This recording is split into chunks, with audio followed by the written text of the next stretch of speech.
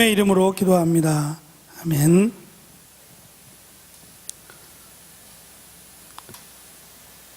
하나님 말씀은 사도행전 11장입니다. 사도행전 11장 19절부터 26절까지 한 절씩 교독하겠습니다.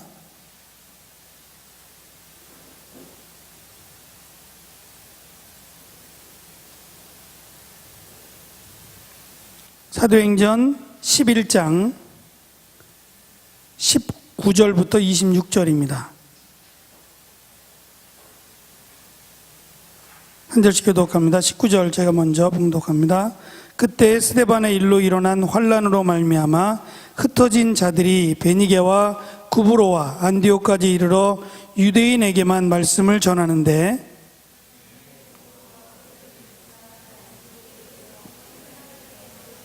주 예수를 전파하니 주의 손이 그들과 함께 하심에 수많은 사람들이 믿고 주께 돌아오더라.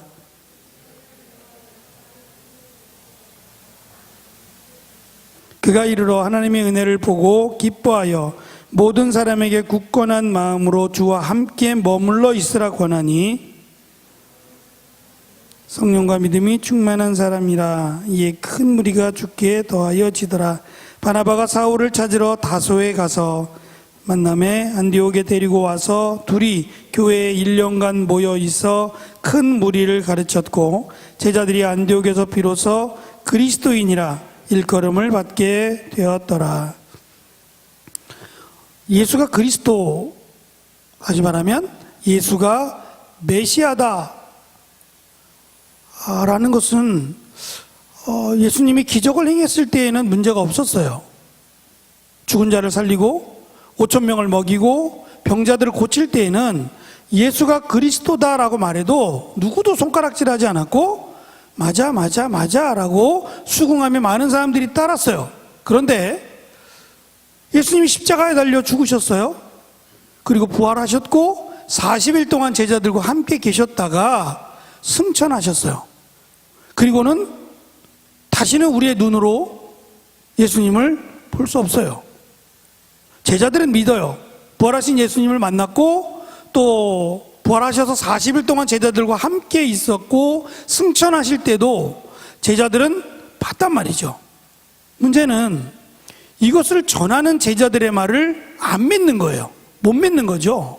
근데 여전히 제자들은 예수님이 계실 때랑 예수님이 승천하실 때랑 똑같은 말을 하고 있는 거예요. 예수가 그리스도다. 예수님이 계셔서 기적을 행할 때는 맞아 했던 사람들이 예수님이 없어요, 죽었다, 무덤에 들어갔다 라고 여기는 사람들에게 예수가 메시아다라고 말하는 것은 전혀 설득력이 없는 얘기예요. 딴 얘기 해야죠. 다른 말을 해야죠. 여전히 똑같은 말로 억지를 쓰는 것과 같은 일이 그들에게는 다가온 거예요. 그러니까 유대인들의 입장에서는 억지를 쓴다, 억지를, 말도 안 되는, 오히려 하나님을 모독한다 라고 해서 잡아 가두기 시작합니다. 제일 먼저 하는 일은 수장이었던 베드로를 감옥에 가두는 거예요. 그리고 하나씩 제자들, 앞에 선 제자들부터 다 제거하고 나면 우두머리를 빼앗긴 사람들은 다 흐트러질 거다라고 생각을 했던 거예요. 이런 일이 있었어요. 다시 말하면 내가 메시아다라고 하는 사람들이 있었단 말이에요.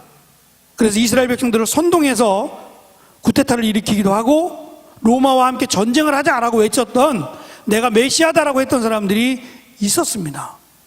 근데 그들도 얼마 못 가서 그들의 수장인 어떠한 사람이 죽고 나면 그냥 흐지부지 되고 말았어요. 이번에도 그렇게 될 줄 알았어요. 그런데 초대교회가 목숨을 걸고 전하는 겁니다. 보통은 위협을 느끼면 피하는 것이 정상인데 그게 아니라 위협을 가하고 심지어는 죽여요. 본보기로 많은 사람들 앞에서 잔인하게 죽입니다. 그러면 이 죽음이 너무 끔찍해서 도망가야 되는 거예요. 그것을 목적으로 이렇게 했으니까 안 도망가요. 죽으면 죽으리라. 그 믿음으로 점점 사람들이 많아집니다. 점점 많아지면서 이제 제자들이 이 모여든 사람들 내 거 니 거 하지 않고 다 모두 공동체 생활을 하기 위하여 모여온 사람들. 그래서 이 사람들이 공동체 생활을 하다 보니까 뭐 필요한 것들이 있잖아요. 물을 공급해 주는 일, 먹을 것을 공급해 주는 일, 생필품을 공급해 주는 일들이 자연스럽게 이루어져야 됐어요. 근데 사람이 많으니까 이것도 일이에요. 이것도 일이 많아진 거예요. 그런데 유대인 기독교인들만 있는 게 아니고 이방인 기독교인들도 있었어요. 모두 다 예수를 메시아로 믿는 사람들이죠.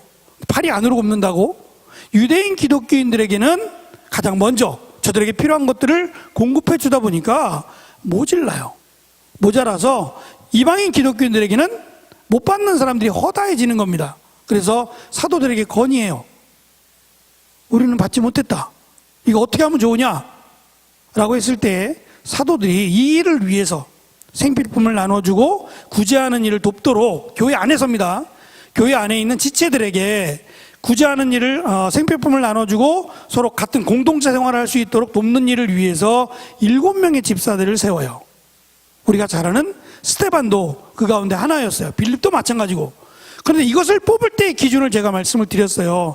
셈을 잘하고, 그러니까 구제를 하려면 인원수 몇 명, 가격은 얼마짜리, 이런 것들을 다 계산해서 하려면 셈이 빨라야 되지 않겠어요? 계산이 능한 사람 또는 정직한 사람, 팔이 안으로 굽지 않는 사람, 이런 사람들을 기준으로 뽑아야 되는 거예요. 목적이 그거니까.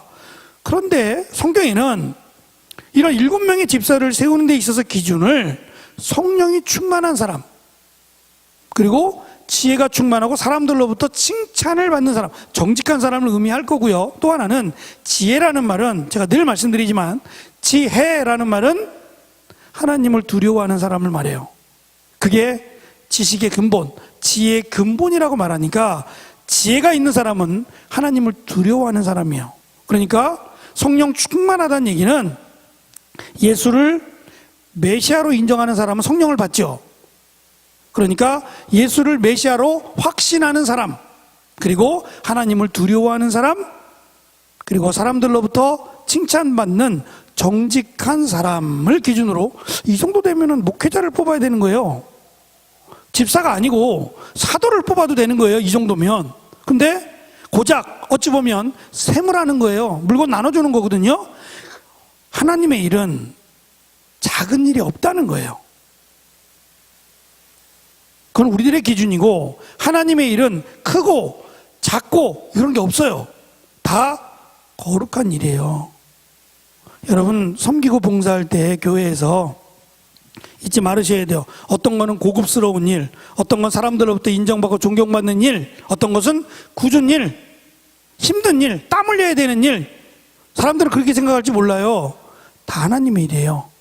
애들 코 닦아주는 일부터 시작해서 어쩌면은 안 보이는 곳을 청소하는 일까지도 다 하나님의 일이고 거룩한 일이에요.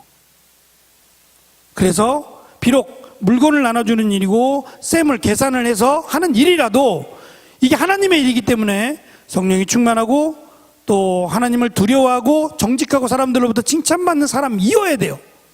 그런데 그 일을 맡겨놨는데 스데반은 물론 그 일을 했겠죠. 그 일을 하고 이후의 시간에 복음을 전했는 것 같아요. 내팽개치고 하진 않았을 테니까. 예수가 그리스도라는 것을 전하기 시작했어요. 그러다가 돌 맞아 죽어요. 스데반은 죽을 때 예수님께서 하셨던 것과 똑같은 말을 해요. 저들이 자기가 하는 일이 어떠한 일인지 알지 못하니 저들의 죄를 용서하여 달라라고 말하며 하나님 보좌 우편에 예수가 계시다 라는 말을 마지막으로 세상을 떠납니다. 그렇게 핍박이 있었어요. 그리고 나서 10장으로 오면 지난 시간에 설명한 것처럼 고넬료라고 하는 이방인 백부장이에요. 이것은 엘리트입니다. 로마에서 파송한 엘리트 군인이고요. 그들 자녀들은 옛날에 화랑제도처럼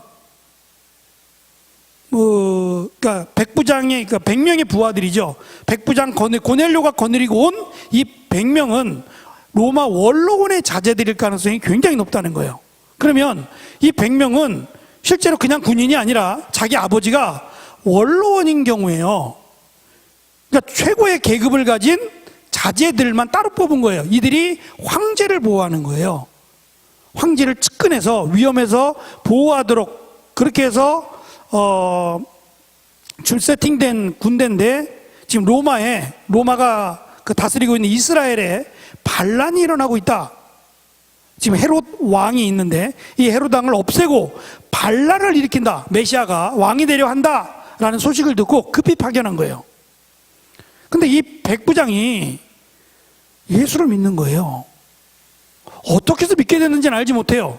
설명하지 않지만 백부장이 예수를 믿어요. 그것도 그냥 믿는 게 아니라 예수님을 믿는 사람들을 돕기 시작했어요. 돕고 말씀을 사모하기 시작했어요. 말씀을 더 배우고 싶고 말씀에 대한 갈증이 너무 심해서 기도를 합니다. 하나님의 말씀을 더 알고 싶은데, 예수에 대해서 더 알고 싶은데 라고 기도했더니 하나님께서 베드로를 보내셨어요. 예수님께서 베드로를 보내서 그에게 말씀을 듣게 하시고 그가 성령이 충만해져서 세례를 받아요. 이 얘기는 그리스도인이 됐다는 얘기예요. 누구도 공인할 수 있는 그리스도인이 됐다는 거예요. 이 소식을 듣고 유대인들은 안 되겠다라는 생각을 갖게 돼요. 야, 이건 장난이 아니다. 이대로 놔뒀다가는 로마인이 기독교인이 되면 기독교인을 왕으로 세울 거 아니냐. 그러면 지금 헤롯은 왕에서 물러나야 된다. 자연스러운 반란이 일어난다라고 생각하니까 급해졌어요. 그래서 서둘러서 그 사도들을 잡아 가두거나 죽이는 일에 힘쓰기를 시작했는데 그 대표적인 인물이 사울이라는 인물이 등장하게 되는 거예요. 그래서 사울이 뒤에서 이렇게 조종을 했겠죠. 사울이 이번에 자기도 기독교인들, 예수를 메시아로 믿는 사람들을 용서할 수 없다라고 하는 열심이 있었는데 그가 안디옥까지 쫓아가서 기독교인들을 다 잡아오려고 합니다. 19절이 그 얘기예요. 스데반이 죽고 그것으로 인한 환란으로 결국 많은 기독교인들이 안디옥까지로 도망을 가게 돼요. 안디옥까지 흩어지는 거예요. 이대로 다 죽을 수는 없다라고 생각해서 흩어지기를 시작했다는 거예요.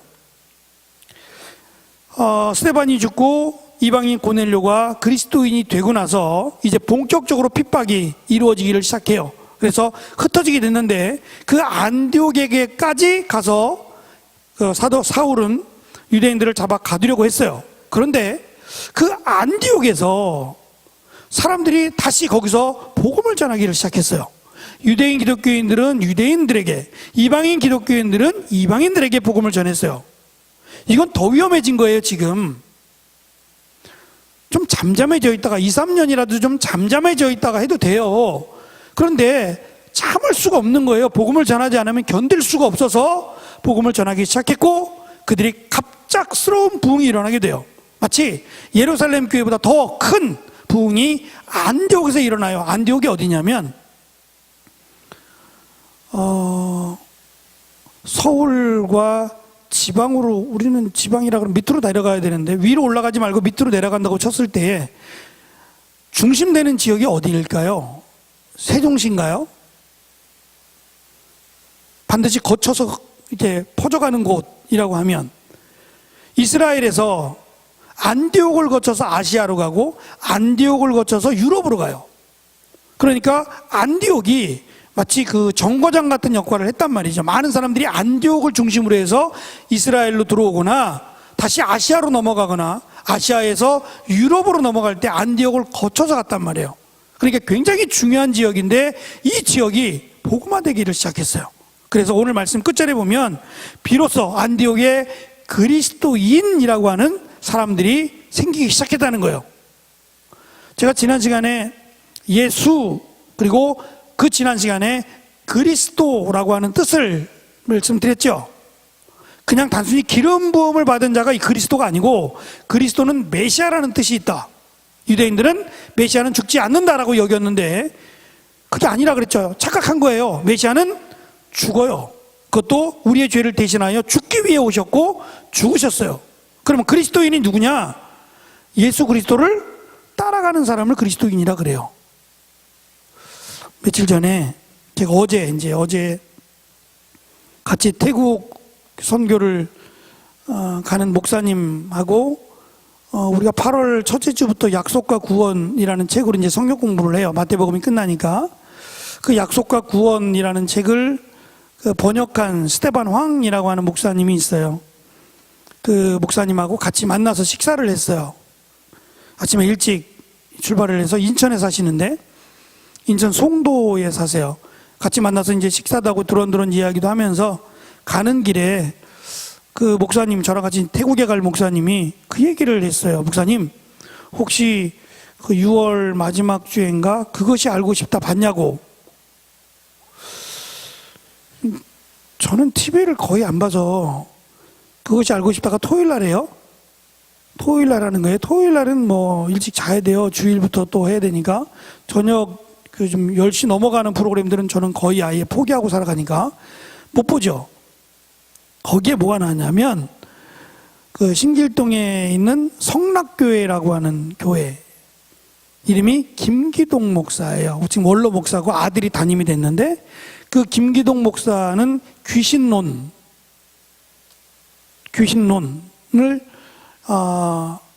귀신을 잡는 사람이었어요. 귀신을 잡는 사람. 그래서 귀신을 쫓아내고 막 사람들이 막 귀신 들린 사람이라 그래서 가 그러면 도망가기도 하고 막 이런 일들을 비디오로 찍어서 보여주더라고요. 저는 쇼 같아요. 짜고 친 거예요, 그거. 서로 짜고 한 건데 어쨌든 그거를 통해서 많은 사람들이 막 몸이 아픈 사람들은 그걸 보면 이야 그러지 않겠어요? 귀신도 쫓아내는데 내 병 정도야. 그리고 심지어는 막 쩔뚝거리고 걷지도 못한 사람을 그냥 일으켜 세우고, 물론 그런 기적도 귀신도 행해요. 귀신도 행하니까 이런 그런 것들을 보면서 일약 교회가 갑자기 커졌어요.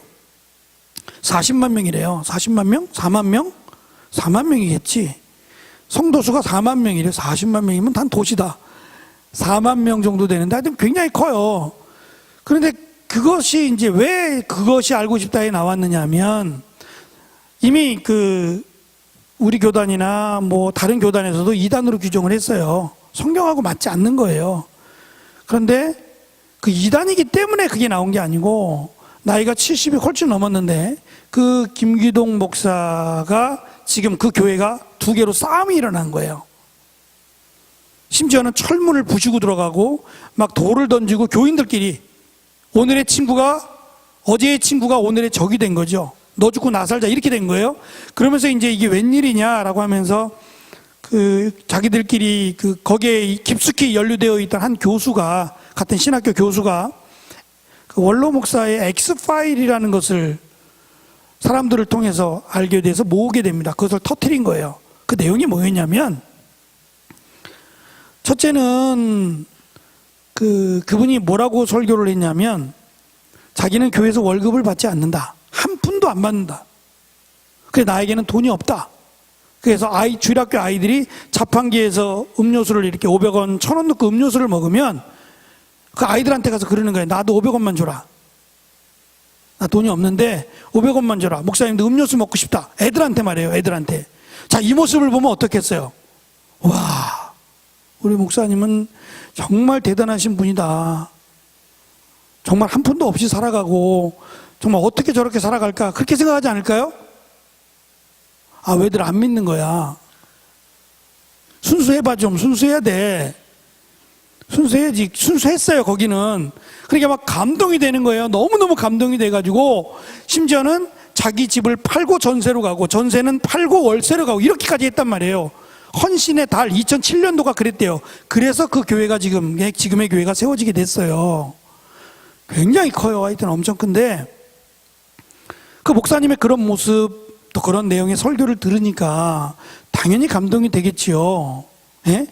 근데 그 엑스파일의 내용을 보니 본인도 인정을 한 거예요. 한 달에 4,500만 원씩 가져간 거예요. 그것도 그냥 가지게 하는 게 아니라 자기 돈을 교회에다 빌려주는 걸로 해서 교회에서 이자를 받아갔어요. 7.2%의 이자로. 그리고서 하는 말이 나는 교회에서 돈을 받지 않은 거예요. 월급은 받지 않은 거고 대신 내가 교회에다 돈을 빌려줬으니까 이 빌려준 돈에 대한 이자를 받은 거니까 이렇게 말하면 맞는 거죠. 월급은 받지 않는 거예요. 이자를 받은 거니까. 근데 여기서 끝나는 문제가 아니라 이제 이렇게 자기가 자기 이름으로 소유한 건물이 있겠어요, 없겠어요? 많아요. 서초동의 방배동 쪽에도 벌써 5채, 며느리 이름으로 5채의 건물을 갖고 있고, 부산에도 큰 빌딩을 갖고 있고, 심지어는 손주들의 이름으로까지 또 땅도 굉장히 넓은 땅도 소유하고 있었어요. 이게 다 어디서 났어요? 지금 교회는 빚더미에 앉아 있어요. 교회는. 그 큰 교회가 헌금 봉투가 10가지가 넘어요. 헌금 봉투가. 그런데 그 교회는 지금 빚더미에 앉아 있고, 목사님은 땅 건물까지 다 합해서 수천억 원대, 거의 8천억이라 그러더라고요. 수천억 원대의 재산가이며, 여기서 끝나지 않아요. 중학생도, 초등학생도 있었나 몰라. 중학생부터 다양한 사람들을 성추행을 했어요.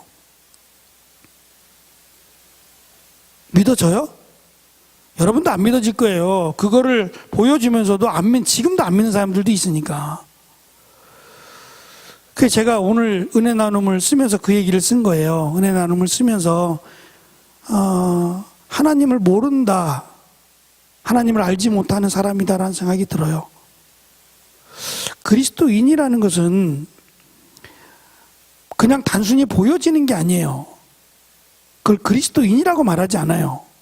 삶으로 보여주는 걸 그리스도인이라 그래요. 제가 우리 청년들한테 처음에 아마 이런 얘기 했을 거예요. 제가 전에 있던 교회에 한 청년이 이제 이제 고등학교를 갓 졸업했죠. 고등학교를 갓 졸업했으니 얼마나 화장하고 싶겠어요. 고등학생들도 하지만. 그래가지고 립스틱을 모으기 시작했어요. 어떤 건지 모르지만 립스틱을 모았는데, 립스틱을 이렇게 꽂아놓는 케이스가 있잖아요. 그게 50개인가 들어가는 것 같은데, 립스틱을 진열해 놓는 케이스, 그걸 다 채우는 거예요. 집에 있어요, 그 케이스가. 그래서 거기를 다 채워야 한 50개를 쓰는 거예요. 이게 무슨 생각으로 이렇게 살아가는지 모르지만, 취미라 그러면 취미지만 그리스도인이라 그러면 다시 한번 생각을 해봐야 돼요. 제가 이번에 태국 갈 때 청년들한테 그런 요구를 했어요. 메이커 있는 신발 신지 마라. 메이커 있는 옷 입지 말라 그랬어요. 제 신발은 다 메이커예요. 그럼 어쩔 수 없어요. 그것 때문에 살 수는 없지만 혹시라도 내 신발 가운데 메이커가 아닌 것이 있거든, 그거 신어라. 아이들한테 나는 이런 사람이야, 이런 거 보여주려고 하지 마라. 목적을 잃어버린다 그랬어요. 그래서 가능하면 그런 것을 좀 이렇게 없는 것으로 해서 갔으면 좋겠다 요청을 했어요. 저는 그리스도라는 것은, 그리스도인이라는 것은 삶이기 때문에 그래요. 삶의 본이 안 되면 그리스도인이라고 할 수 없어요. 초대교회가 부흥했던 이유는 그거예요. 삶으로 내 거 네 거 가리지 않고 모두 다 공동체, 너도 똑같이 먹고 나도 똑같이 먹어요. 불만 없어요. 얘는 국수 먹고 난 치킨 먹어요. 왜? 이렇게 나오지 않겠어요? 무엇 때문에? 왜 나는 맨날 국수 먹는데 저 집은 쟤는 맨날 치킨 먹어? 같은 공동체 생활에서 불만이 나오지 않겠냐고요. 그래서 바울은 디모데 전서에서 디모데에게, 에베소 교회에 대한 얘기예요. 교회에서는 부한 사람들 이쪽에 앉고, 가난한 사람들 이쪽에 앉고, 성찬식 할 때도 부한 사람들, 부자인 사람들 먼저, 가난한 사람들은 맨 나중에 찌끄러기. 이것은 교회가 아니라 그랬어요. 고린도 교회의 문제가 그거였어요. 부유한 사람들은 부유한 사람들끼리 식사하고, 음식이 다르잖아요. 가난한 사람들은 가난한 사람끼리 먹었어요. 낄 수가 없는 거예요. 이건 교회가 아니라는 거예요. 교회로 들어오면 그리스도인으로 삶을 살아야 돼요.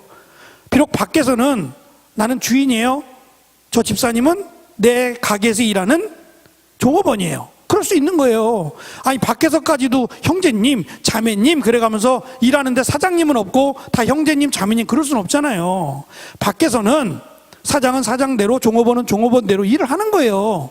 정직하게 열심히 최선을 다해서, 종은 종대로, 주인은 주인대로 자기 할 일을 다 하는 거예요. 그러나 교회에 들어오게 되면 주인과 종은 없어요. 그래서 위화감을 주지 말라는 말을 써요. 다시 말하면 화려한 목걸이, 화려한 귀걸이, 그리고 당시에는 지금처럼 파마가 없었어요.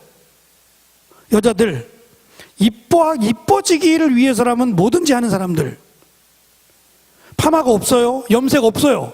그러면 어떻게 하면 내가 조금 더 이쁘고 내가 조금 더 아름답게 꾸밀 수 있겠어요? 일단 머리만 가지고 해봅시다. 머리. 어떻게 머리를 하면 내가 다른 사람들보다 더 이뻐 보이게 되고 다른 사람들보다 더 나은 사람처럼 보일까요? 머리 어떻게? 묶어? 그건 가난한 사람들도 할 수 있어요. 가난한 사람들이 하기 힘든 걸로 해야 돼. 뭐라고? 꽂아? 아니, 그 비싼 걸 꽂고 그러면 안 된다고. 비싼 걸 꽂으면 티가 나잖아. 하루 종일 앉아서 머리를 따요. 하루 종일 앉아서 머리를 따서 1단, 2단, 3단 이렇게 올리는 거예요. 그러니까 단수를 높이는 거지, 계속해서. 근데 이거를 하려면 어쩔 때는 며칠이 걸리는 거예요.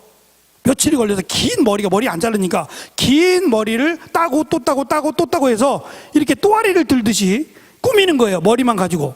근데 가난한 사람들이 이걸 할 수가 없어요. 이게 얼마나 불편해, 일하기에. 그러니까 이렇게 많이 장식을 머리에다 하면 그 사람은 부자예요. 하지 말라니까 별수를 다 쓰는 거예요. 그래서 그 따은 머리에 대해 성경이 나오는 이유가 그거예요. 옷도 마찬가지예요. 지금처럼 화려한 치장, 액세서리가 없어요. 그냥 통짜로 된 옷이에요. 물론 옷감을 수입하게 되면 좀 다르지만 사각형 옷이에요. 직사각형 옷을 딱 접어.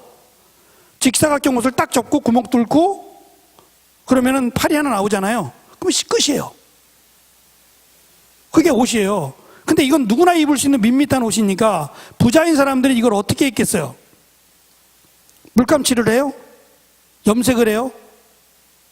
못하게 했어요. 그렇게 티나는 건. 못하게 하니까 이 사람들이 또 무슨 생각을 하냐면 옷에다 주름을 넣는 거야. 세심하게. 주름을 막 넣으면은 그것도 멋지지 않겠어요? 그러니까 앉아서 하는 일이 그거밖에 없는 거예요. 머리 따는 거, 옷감 주름 넣는 거. 그러고 교회 오면 아우, 이 사람은 부유한 사람이야. 가난한 사람들은 그거 엄두도 못 내죠. 똑같은 옷을 입었어도 주름 넣을 생각을 못 하는 거예요. 바쁜데 먹고 살기.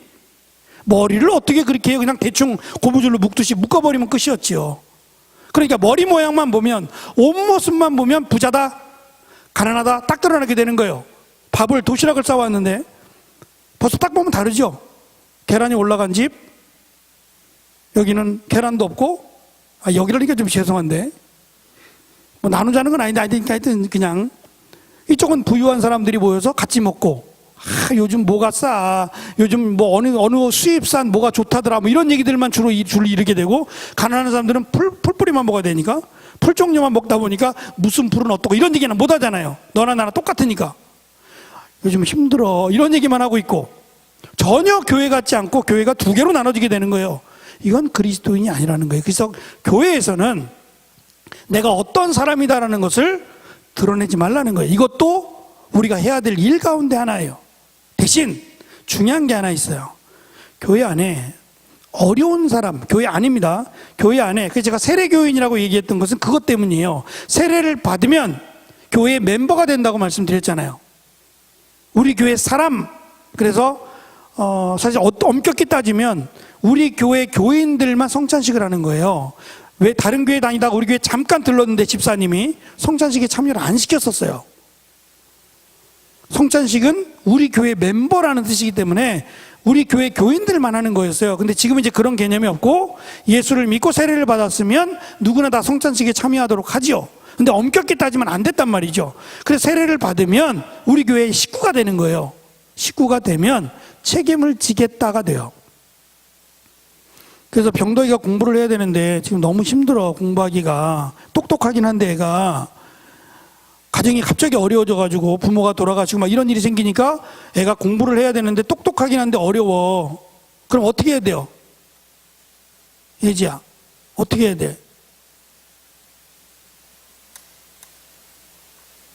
어떻게 해야 돼? 가난해 보질 않아가지고 모르나 봐.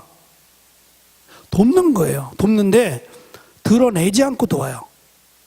박예지라고 이름 안 쓰고 무명으로 해서 병덕이를 돕고 싶습니다. 병덕이를 위한 특별헌금, 목적헌금으로 사용해 주세요. 그렇게 하는 거예요. 그래서 서로 세워주는 거예요. 그리고 교회 안에 남자들이 이제 전쟁을 많이 치르다 보니까 일찍 죽었어요. 남자들이 많이 죽었거든요. 그럼 고아들도 많지만 과부들도 굉장히 많았어요. 먹고 살기 힘들잖아요. 그러면 어머니처럼 섬겨라. 내 어머니처럼 그들을 섬겨라. 그리고 고아가 있거든 내 아이들처럼 섬겨라. 그리고 얘네들이 교회 안에서 정상적인 건강한 모습으로 잘 자라서 이 교회가 건강해지면 또 다른 사람들을 도울 수 있도록 그렇게 해서 교회를 계속 회복시키는 데 쓰는 거예요. 이게 헌금이 사용되는 목적이었어요. 교회를 짓는 게 아니고 교회는 안 져도 돼요. 예? 져야 될 이유는 아무것도 없는 거예요. 그러니까 헌금은 우리 교회 목회 철학이잖아요. 사람을 살리고 사람을 세우는 일에 썼어요. 100% 말이에요. 그래서 교회가 건강해지는 거예요. 그러면 내가 돈을 벌어도 의미가 있지 않을까요? 많이 벌어서 필요한 사람들을 돕겠다라는 게 생기면 내 립스틱을 사야지 이런 생각 안 할 거 아니에요. 예? 하나만 있으면 되지 무슨 50개가 있어야 돼. 그걸 언제 다 바르고.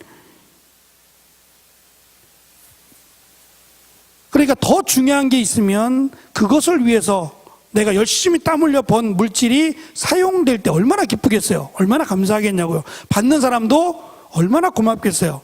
그러면 받은 사람은 나중에 또 어려운 사람을 자기가 돕는 거예요. 서로. 그 모습이 진정한 교회의 모습이었다는 거예요.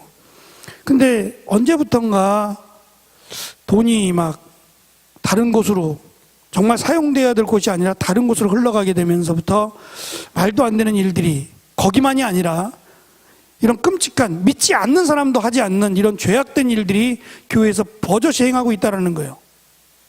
무서운 일이 아닐 수 없어요. 마지막 때의 징조일 수도 있고 말도 안 되죠. 그렇지 않을까요? 그렇게 믿어왔는데 예? 여기 서게 되면 다 옳은 말 하지 않을까요? 다 성경에 있는 말씀 전하고 옳은 말하고 다 그러지 않을까요? 근데 이것이 삶이 되어지지 않으면 그건 하나님을 망령되이 일컫는 것이 돼요. 천국 갈 수 있을까요? 저는 못 간다고 생각해요. 예수님을 믿는다는 것은 지식으로 믿는 게 아니에요. 제가 그 얘기 자주 하는 거예요. 사랑이라는 것은요, 사랑해. 그러면 사랑하는 거예요, 그거는. 근데 사랑해만으로 끝나지 않아요. 거기에는 감정이 따라와야 되고요.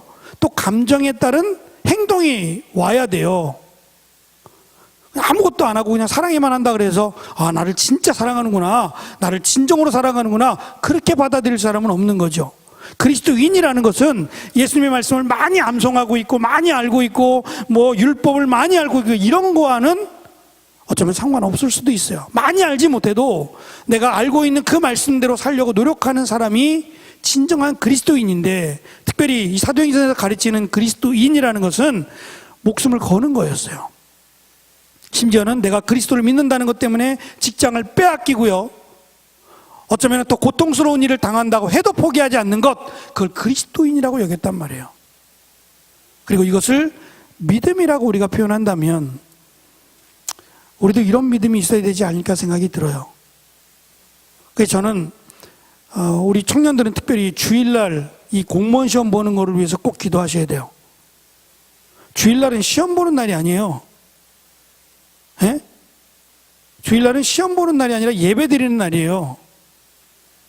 그러니까 이제 그거를 위해서 1부, 2부, 3부 예배가 있잖아요. 1부 예배 끝나고 빨리 가 시험 보라고. 그런 건 아니잖아요. 그래서 1, 2, 3부 준 거 아니잖아요. 근데 너무 편해지다 보니까 그냥 시험 끝나고 와서 저녁 예배 한번 드리면 나 오늘 예배 드렸어? 그건 아니죠.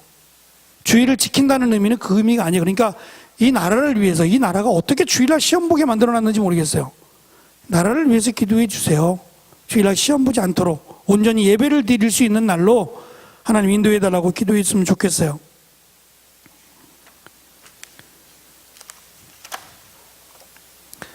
또 한 가지는 이 안디옥뿐만 아니라 예루살렘도 마찬가지지만 그들이 전했던 것은 딱 한 가지밖에 없어요. 제자 훈련을 하고 뭐 이런 게 아니에요. 체계적인 훈련도 없었고 뭐 따로 모여서 뭐 할 수 있는 그런 프로그램도 아무것도 없었어요. 그냥 예수가 그리스도다 이것을 설명하면 죽는 거였으니까, 고난을 당하는 거였으니까 그냥 어쩌면 사도들을 통해서 내가 만났던 예수, 내가 들었던 예수님의 말씀을 전하는 것이 전부였어요. 근데 여기에는 이거를 듣는 것부터가 고난의 길이었단 말이죠. 여기 앉아있는 것부터가 고난을 당하겠다라고 하는 거하고 똑같이 받아들여졌다는 거예요. 근데 지금은 사실 안 그러잖아요. 너무 편해져서 말씀보다는 다른 쪽에 더 관심이 많은 시대가 돼버리고 말았어요. 하나님의 말씀을 가르치기보다는 오히려 다른 쪽에 고리타분하게 무슨 하나님의 말씀을 가르치냐고 그렇게 말하는 사람도 적지 않은 시대에 살고 있단 말이죠. 근데 우리가 하나님을 알 수 있는 방법은 기도해서 알 수 있는 게 아니에요. 하나님을 알려면 하나님이 자기에 대해서 내가 무엇을 좋아하고 내가 무엇을 사랑하고 내 뜻이 무엇인지를 성경에 담아 주셨으니까 성경을 통해서 하나님을 알 수밖에 없는 거예요. 그러니까 하나님을 사랑한다라고 하면 성경을 알아야 되는 거예요. 성경을 배워야 되는 거고 그게 하나님을 아는 지식이 되니까. 이것 말고 또 다르게 하나님을 알 수 있는 방법은 없으니까요. 그런데 시대가 그러지 않아서 너무 안타깝습니다. 안디옥 교회가 갑자기 성장하게 되고 이 성장 소식이 베들레헴에 들려지자, 예루살렘에 들려지자 예루살렘 교회에서는 수상하게 생각했어요. 저럴 수 없다. 어떻게 이런 일이 생길 수 있느냐? 라고 해서 바나바를 보내게 돼요. 그때 바나바가 예루살렘 교회의 대표였어요. 그런데 흥미로운 것은 이 누가가 바나바를 뭐라고 설명하냐면 성령과 믿음이 충만한 사람 이렇게 설명을 해요. 바나바는 성령과 믿음이 충만한 사람 이렇게 설명을 했어요.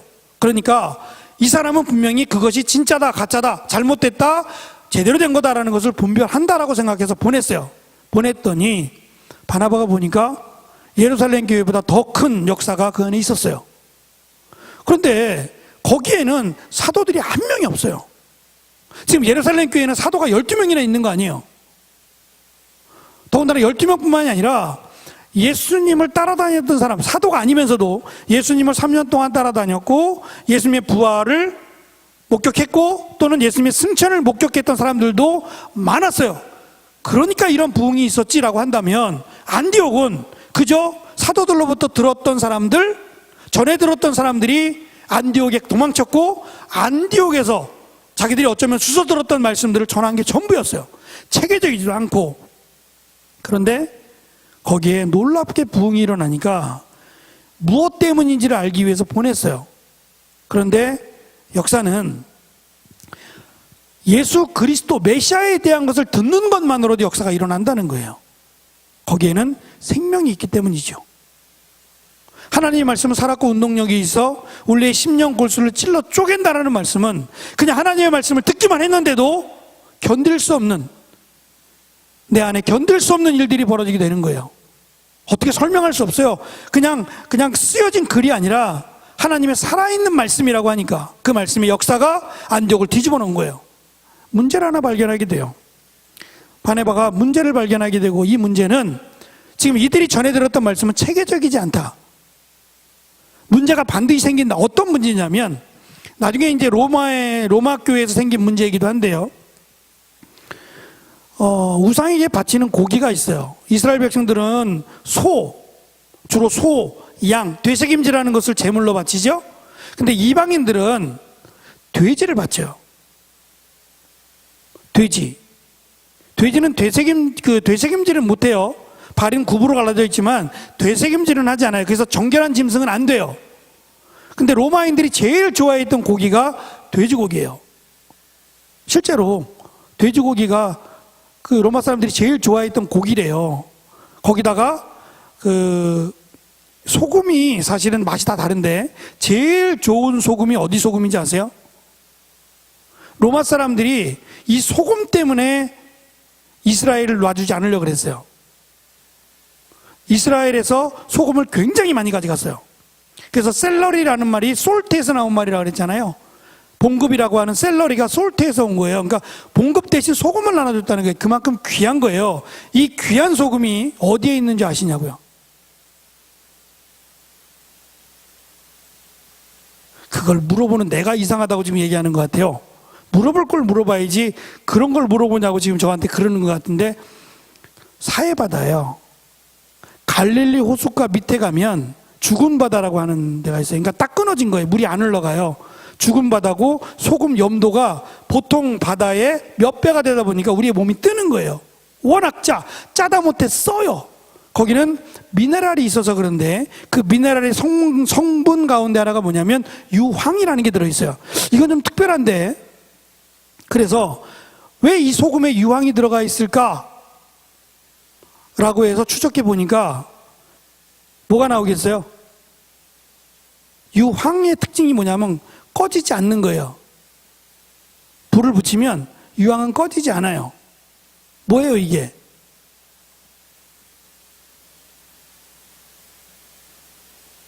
소돔 고모라예요. 소돔 고모라 지역이 거기에요. 사해바다 지역이 소돔 고모라였어요. 그러니까 아브라함과 롯이 땅을 가질 때 롯이 물가 쪽, 갈릴리 호수가 흐르는 물가 쪽 기름진 땅을 갖게 됐잖아요. 거기가 바로 사해바다란 말이에요. 그 지역이. 그래서 꺼지지 않는 불과 그 유황으로 그 마을 전체가 타버리잖아요. 불타버린 그 지역이 바로 이 소돔과 고모라 지역이었어요.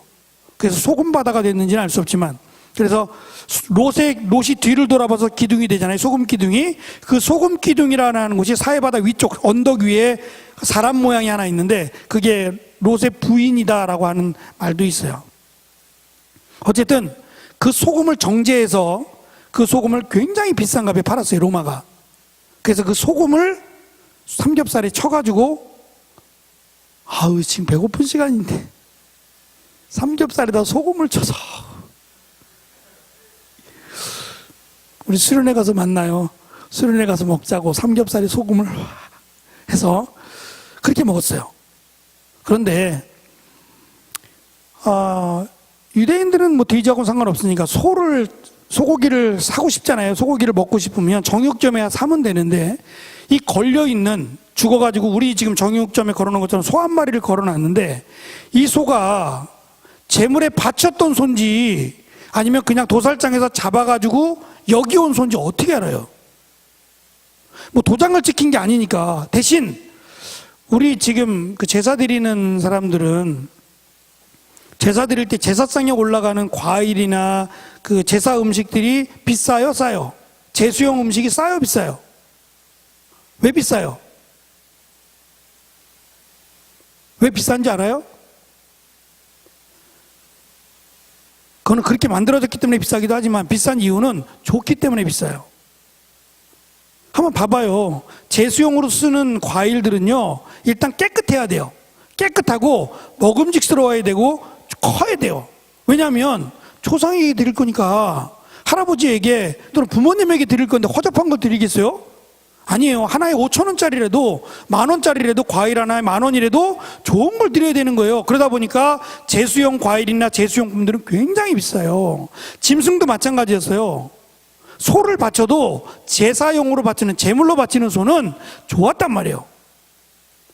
근데 그게 표시가 안 되니까 어떤 사람들은, 야, 이거 우상에게 바쳤던 거야. 모르니까, 자기도 모르는데 너무 좋으니까 이건 아마도 우상에게 바쳤던 고기일 거야. 아니야, 무슨 말이야. 이거는 그냥 도살장에서 잡아온 소야라고 실갱이가 벌어지기 시작해요. 별거 아니잖아요. 그거 우상에게 바쳤던 거면 어때? 그 우상이 먹기나 했겠어요? 근데 믿음이 약한 사람들은 어떻게 하나님의 부정한 거, 우상에게 바쳤던 것을 먹겠느냐라고 해서 티격티격 싸움이 벌어지기 시작했어요. 그때 바울이 그런 말을 하는 거예요. 만약에 이것 때문에 믿음이 약한 사람이 시험에 들거든 나는 영원히 고기를 먹지 않겠다. 이 말을 바꿔보면 우리 말로 하면 나는 영원히 밥하고 김치 안 먹겠다 이 말이에요. 그들에게 있어서 밥은 중요하지 않아요. 빵 먹으면 되니까. 빵하고 고기인데 고기를 안 먹겠다는 얘기는 뭘 먹어요? 이건 굉장히 심각한 얘기예요. 그러니까 믿음이 연약한 사람들을 먼저 세워주겠다는 거고 먼저 배려해 주겠다는 거예요. 그게 교회예요. 여러분, 그 마음으로 우리 청년부가 세워져야 돼요. 상처받고 힘들고 어려운 사람들을 안아주세요. 그리고 그들을 좀 이해해 주세요. 그게 교회예요. 교회니까 가능한 얘기예요. 저는 학교에서 주는 상들이 있어요. 뭐 대학교도 마찬가지겠지만 고등학교, 중고등학교, 초등학교에서 주는 상들이 여러 가지 상이 있는데 저는 개인적으로 가장 좋은 상은 무슨 상이라고 생각해요? 주은이 무슨 상이라고 생각해요? 가장 좋은 상. 개근상이라고 생각을 해요. 공부를 잘하는 사람들은 상관없지만 공부를 못하면서 매일 간다는 거는 정말 쉽지 않은 거예요. 맞아가면서, 그것도 목사님 때는 맞아가면서 갔거든요. 네가 반평균 떨어뜨린다고. 그러니까 공부를 1등, 2등 하는 친구들은 그 재미로 또 가요. 근데 맞아가면서 너 이놈의 자식 숙제도 안 해오고 이러면서 맞아가면서까지 한 번도 안 빠지고 간다는 게 독한 마음으로 가는 건데, 간다는 것은 정말 대단하다고 생각해요. 이 성실성 면에서만큼은 저는 정말 높이 사고 싶어요. 공부를 잘하느냐 못하느냐를 떠나서.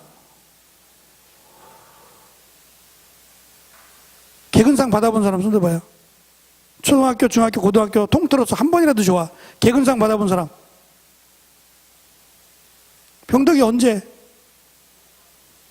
초등학교, 한 학년, 6학년. 우리 때에는 1학년부터 6학년까지 줬어요. 그렇게 해서 1학년부터 6학년 한 번도 안 빠진 거야. 저런 친구가 좋은 친구예요. 그잖아. 또 혜리는 중학교, 고등학교 때 1, 2, 3학년 한 번도 안 빠진 거야. 근데 어떻게 개근상을 받아?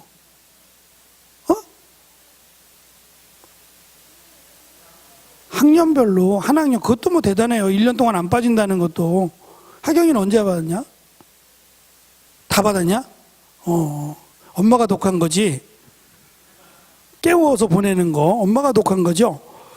하여튼 저는 제일 중요한 상은 개근상이라고 생각을 해요. 물론 우등상도 뭐 모범상도 다 좋아요. 다 좋은데 개근상은 정말 받기 쉽지 않아요.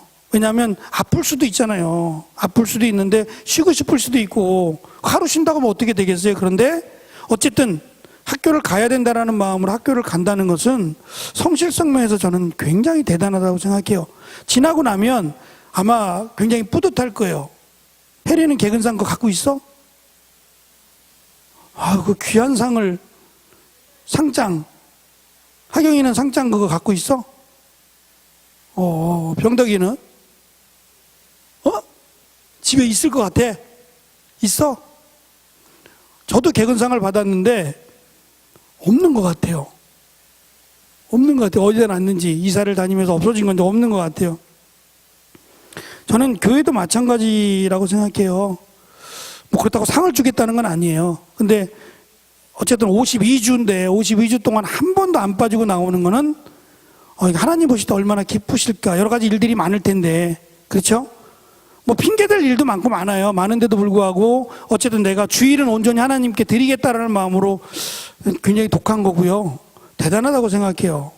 근데 우리가 그리스도인이라면, 그리스도인으로 살아간다면, 살아가길 원한다면 그래야 되지 않을까요?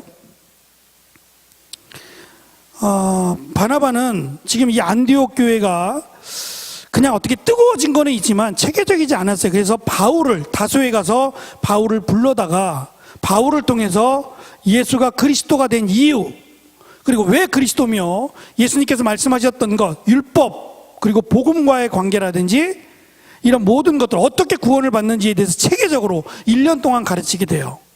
그리고 그 1년 동안 공부를 하고 나서야 비로소 그리스도인이라고 사람들이 칭하게 됐다는 거예요. 그러니까 우리가 그리스도인으로 살아간다는 것은 단순히 지식적으로만 안다라는 것으로 끝나지 않는 거예요. 배워야 되고요. 그 배운 것들이 내 삶에서 그대로 적용될 때, 그렇게 살아갈 때 성경은 그리스도인이다라고 말한다는 거예요. 또 한 가지 중요한 것은 이 안디옥 교회가 많은 사람들이, 여러 가지 다양한 사람들이 모여 있고요. 뭐 부자도 있고 가난도 있고 사장님도 있고 종도 있고, 그런 여러 다양한 부류의 다양한 인종의 사람들이 모여서 하나 되기가 참 어려운 교회였는데 기근이 발생을 해요. 아가보가 예언을 했는데 온 지역에 기근이 들었을 때에 이 안디옥이 예루살렘 교회를 돕기 위해서 헌금을 보냅니다. 사실은 자기도 탄탄하지 않아요. 자기도 필요해요. 그런데 상당히 많은 수의 금액을, 예루살렘 교회가 크니까 예루살렘 교회로 보내기 시작해요. 이게 그리스도인이란 말이에요. 우리 교회를 먼저 생각하는 건 맞아요. 그리고 나서 또 다른 내 이웃에 있는, 또 멀리 떨어져 있는 어려움을 당하는 교회들을 돌아봐야 돼. 그걸 누가 돌아보겠어요? 교회가 교회를 돌아봐야 돼요. 그 일을 안디옥 교회가 했다라는 거예요. 그래서 비록 아무도 눈여겨보지 않아서 도망자의 신세였던 안디옥 교회가 예수를 그리스도로, 예수를 메시아로 믿음으로 놀랍도록 변화가 이루어지고, 이 안디옥에서 변화가 아시아로, 이렇게 해서 우리나라에 들어왔을 거예요. 아시아로, 그리고 유럽으로 확산되는 일을 안디옥 교회가 맡게 됩니다. 아무도 눈여겨보지 않았고 누구도 기대하지 않았는데, 복음이, 예수를 메시아라고 전하는 그 복음이 비록 이름도 밝히지 않지만 이름도 밝힐 수 없는 그 사람이 들었던 그 복음을 전했을 때 그 지역이 놀랍게 변화가 되고, 처음으로 예루살렘 교회도 아니라 안디옥에서 그리스도인이라고 하는 칭호가 들려지게 돼요. 그러면 기준이 만들어졌잖아요. 누가 그리스도인이냐라고 했을 때에 이 그리스도인의 기준을 안디옥 교회가 세우는 거예요. 그래서 예루살렘 교회, 그렇게 부흥했고 놀라운 역사를 일으켰던 예루살렘 교회도 그리스도인이란 말을 쓰지 않았었는데, 이방 사람들이 모여들고 여러 가지 다양한 직업들을 갖고 있는 그 안디옥 교회에서 처음으로 그리스도인이란 말이 나오게 된 거예요. 그것은 사도 바울과 바나바가 1년 동안 복음에 대해서 가르친 것과도 무관하지 않을 겁니다. 제가 리더들, 구역장들한테도 광고를 했습니다만, 올해 2017년 10월 달에 청년부는 총회를 합니다. 운영위원회 선출하지 않고 이제는 총회를 합니다. 총회를 해서 이제 임원을 뽑을 때 무기명으로 뽑는 게 아니고, 우리가 지금 드리고 있는 예배들이 있어요. 이렇게 화요 찬양 집회도 있고, 교회 금요밤 예배도 있고, MS 포스텝도 있고, 교회 기준들이 있죠. 세례교인 이상이어야 되고, 그 세례교인 이상 중에서 제 첫 번째는 예배를 중요하게 여기는 사람이 첫 번째입니다. 그리고 이제 뭐 회장이 되거나 하려면 나이가 어느 정도 있어야 돼요. 우리는 나이가 20부터 40까지 있잖아요. 20년의 갭이라고 하는 놀라운 우리 교회에서 가장 큰 파워를 가지고 있는 20대의 계층을 우리가 갖고 있습니다. 그래서 어느 정도 나이가 되지 않으면 다 커버하기는 어렵다라는 생각이 있어서 나이도 기준을 둘 겁니다만, 그래서 몇 사람 후보를 놓고 선출할 거예요. 그리고 내년에 구역장도 이제는 임명을 합니다. 어른들처럼 똑같이 임명하는데 그 기준은 성경대로, 성경의 기준을 두고 임명합니다. 그 이유가 있어요. 일을 잘하는 사람을 뽑고 싶은 게 아니라 말씀에 순종하는 사람을 세우고 싶은 거예요. 제 바람은. 그래서 제가 늘 말씀드리지만 제 사람으로 여러분들을 세우고 싶은 마음은 하나도 없어요. 예수님의 사람, 예수님의 제자로 여러분들이 세워지고, 그것이 새로운 앞으로 우리 청년부에 들어오게 될 그들에게 복음으로 다가가기를 원해요. 그래서 말씀을 배우고 이 배운 말씀들을 가장 중요하게 여겨서 새로 교회에 나온 청년들에게 가르쳐줘서 복음 안에 하나가 되는 청년회가 됐으면 좋겠어요. 어떤 프로그램 이런 게 아니라 필요합니다만 제일 가장 우선시 되어야 될 것은 저는 예배라고 생각해요. 그래서 제가 이제 구역장들한테도 다 광고를 했습니다만, 올해는 우리가 지난 3년 동안은 운영위원회를 뽑아서 운영위원회가 그 임원 역할을 해왔는데, 올해부터는 회장단을 구성을 합니다. 회장단을 처음으로 구성하고 이제 어른들처럼 똑같이 지구장 또는 구역장을 임명해서 예배를 가장 중심으로 하는 2018년으로 준비하려고 하니까 많이 기도해 주시고, 우리 청년들이 좀 예배 때 많이 나왔으면 좋겠어요. 누구를 위해서 나오라는 게 아니에요. 여러분들을 위해서 나오라는 거예요. 하나님을 만나는 자리예요. 이것보다 소중한 건 없어요. 여러분들의 인생, 우리 인생 가운데 하나님보다 소중한 거 없잖아요. 근데 하나님께 영광을 돌려드리는 자리가 예배니까 금요일 날, 새벽에는 저는 나오라고 그러고 싶은데 하루가 엉망이 되겠다라 하시는 분들은 아직은 좀 제가 볼 때도 힘들 거예요. 힘들 것 같아요. 그래서 제가 나중에 임원들한테는 좀 요구할지 모르지만 그렇게까지 제가 말을 하고 싶지 않지만, 그래도 여러분 스스로가 기도해야겠다라는 마음을 좀 갖고 하루에 첫 시간 기도했으면 좋겠고요. 여러분의 인생을 위해서도 기도할 사람들이 많거든요. 기도해 줬으면 좋겠고, 우리 청년회가 어쨌든 말씀과 기도로 세워지는 청년회가 지금도 그렇지만 2018년에는 더욱더 그런 청년회로 세워질 수 있도록, 그래서 우리 화요 찬양 집회도 청년들이 좀 많이 나와서 함께 찬양 드리고 말씀을 배우는 시간이 되었으면 좋겠다라는 마음이 간절합니다. 이것을 위해서 기도해 주셨으면 좋겠어요. 오늘 여기까지 하겠습니다. 기도하겠습니다. 주님 감사합니다. 초대교회 부흥은 많은 사람들이 그렇게 생각했습니다. 사도들이 많았고 예수님의 능력을 많이 보았기 때문이다라고 말입니다.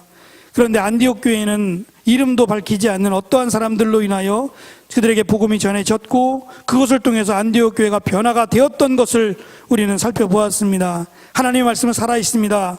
능력이 있고 우리의 심령과 관절과 골수를 찔러 쪼개는 말씀임을 고백합니다. 이 말씀이 나를 여기까지 오게 만들었고 그리스도를 메시아라고, 예수님을 메시아라고 부르게 했습니다. 하나님, 우리 교회가, 우리 청년 교구가 하나님 말씀을 가장 소중하게 여기며 하나님의 능력 가운데 머무는 우리 청년 교구가 될 수 있도록 청년들의 삶과 직장과 가정 가운데 함께하여 주시기를 원합니다. 오늘도 함께 나눈 말씀들을 기억하고 우리 교회가 안디옥 교회처럼 말씀을 소중하게 여김으로 또 하나님을 믿고 신뢰함으로 구제하는 일에 힘쓰므로 그리스도인이라고 칭찬받는 우리 청년 교구가 되고 우리 교회가 될 수 있도록 역사에 주옵소서. 감사드리며 예수님의 이름으로 기도합니다. 아멘. 수고하셨습니다. 오늘